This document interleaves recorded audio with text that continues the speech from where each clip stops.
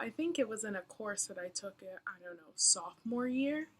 And my professor walked into the class and looked at all of us and said, if I'd never met you and I walked up to you and asked you, who are you? Not what's your name, not how old are you, but who are you? Would you genuinely be able to answer that? And I realized no, I wouldn't have been able to answer that question. And I still can't. But every day I'm getting closer to being able to say yes. So the next time someone asks me, who are you? I'll be able to tell them. Can you say the same?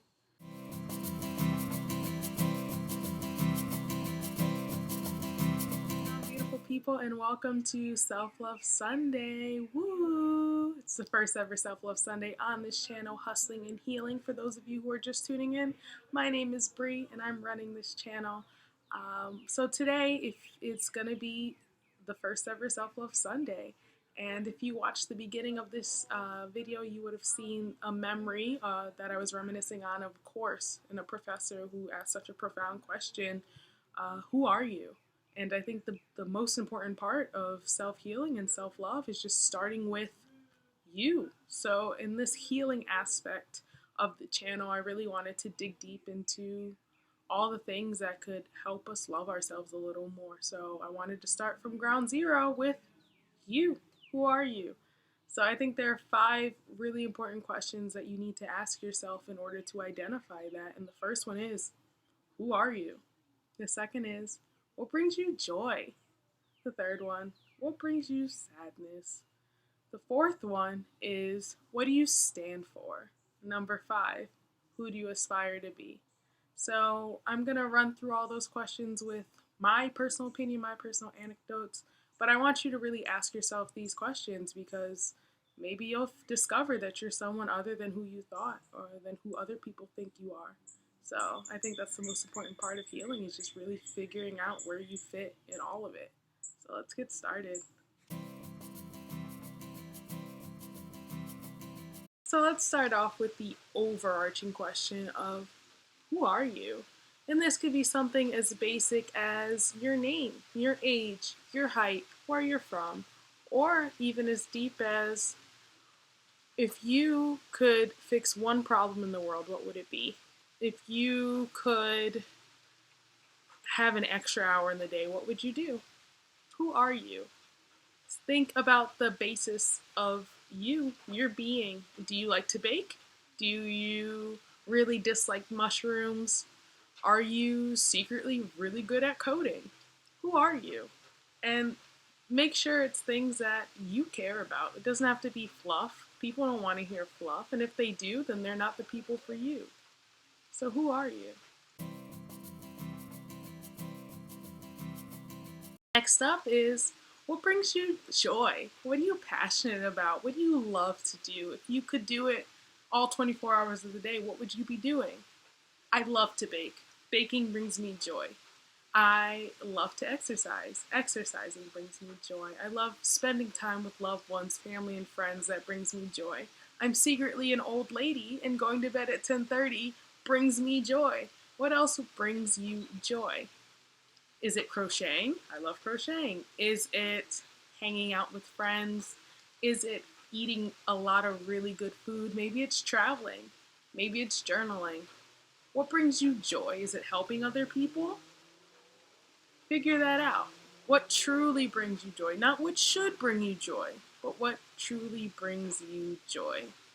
Think about it. It's not as easy as a question as it sounds. Opposite to the previous question, what brings you sadness? What makes you upset? What brings you down? Is it watching people be mistreated? Is it animal cruelty?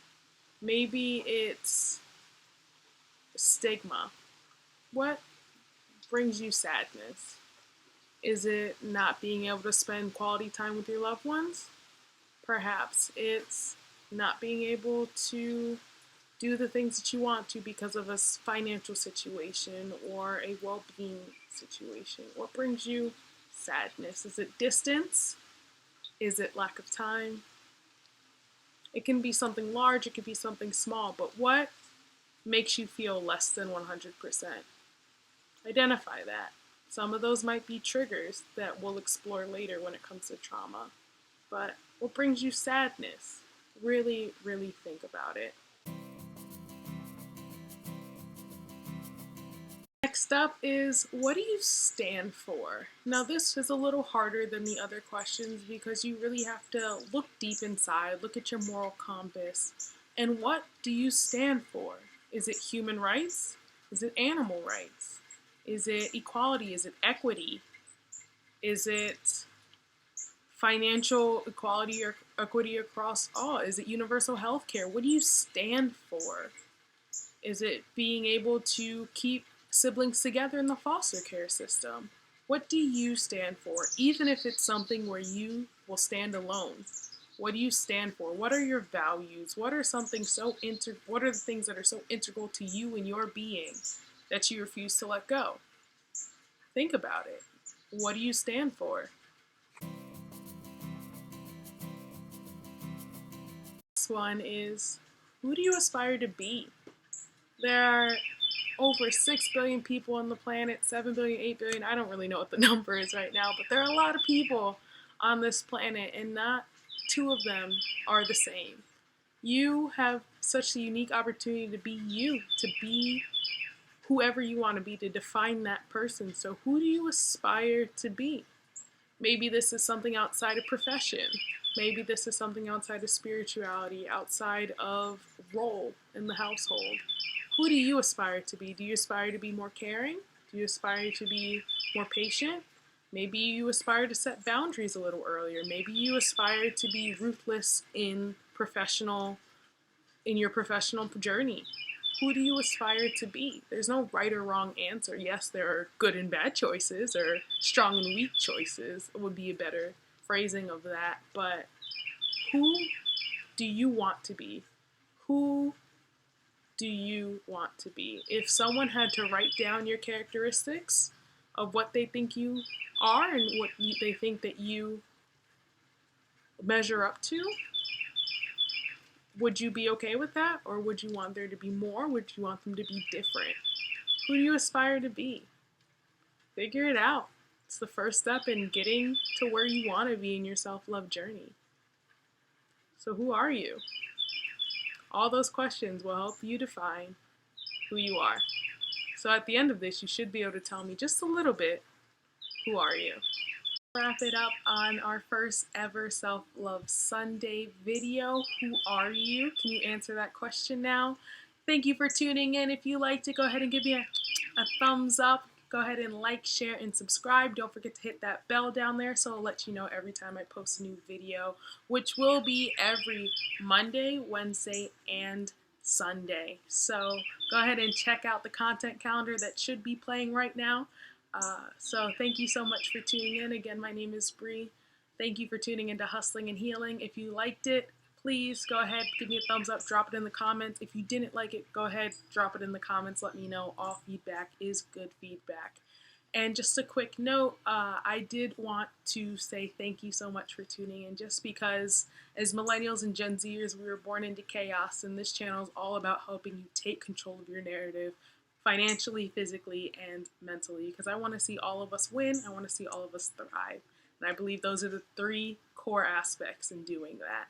So please go ahead and follow the journey. If you're interested, share it with others. I am also on social media. I am on Instagram, Twitter, TikTok, and YouTube, of course. So if you want to go ahead and follow me, I will have all of those handles playing now.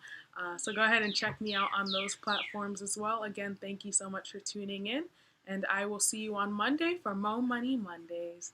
Have a good one all. Bye.